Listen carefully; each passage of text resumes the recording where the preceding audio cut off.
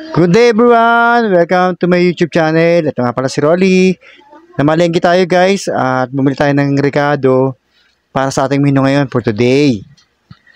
Guess what guys kung ano ating lulutuin ngayon?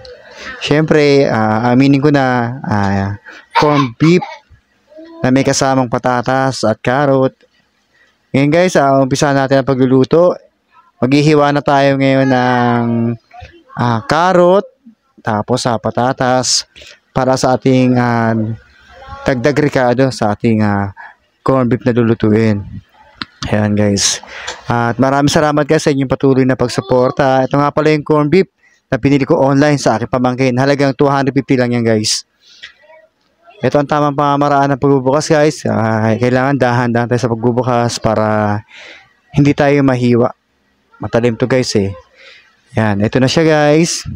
Bali, syempre, matigas siya, kaya kailangan natin idurugin at paghimali-himali natin guys. Ito na ating mga mga Ricardo, carrot, patatas, bawang at sibuyas. Yan ang ating mga simpleng Ricardo para sa ating pagluluto ng corned beef.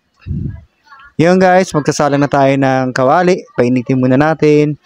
Una natin isasalang ang patatas. Bali kasi ito yung pinakamahirap lutuin, kaya hindi pwedeng isabay sa corned beef. Siya muna yung ating iluluto sa mantika, gigisahin. After nyo guys, susunod natin yung carrot.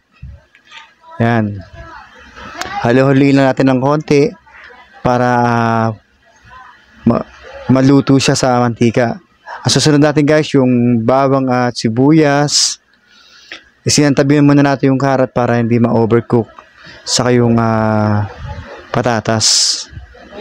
Kapag medyo brownish na yung bawang saka yung sibuyas, ang susunod natin isasalang dyan guys itong corned beef na.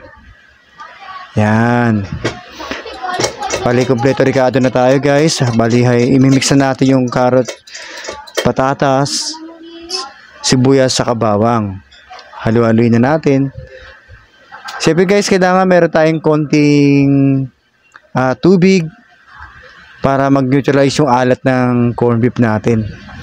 Tapos samahan natin ng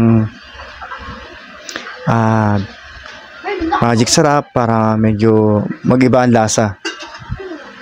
Ngayon guys, bali naluto na natin yung corned beef. Nakuha natin yung saktong kulay. Ating ginisang corned beef na may kasamang patatas, carrot at bawang sibuyas. Ayun guys, ang ating finished product. Ready to serve na. Maraming salamat guys sa inyong patuloy na pagsuporta. At huwag niyo po kalimutang mag-like, share at mag-subscribe sa aking YouTube channel. #LaCanelaRevlog. Pakiclick na rin guys ang bell button para sa ating mga bagong upload videos. Thank you so much guys. Hanggang sa muli.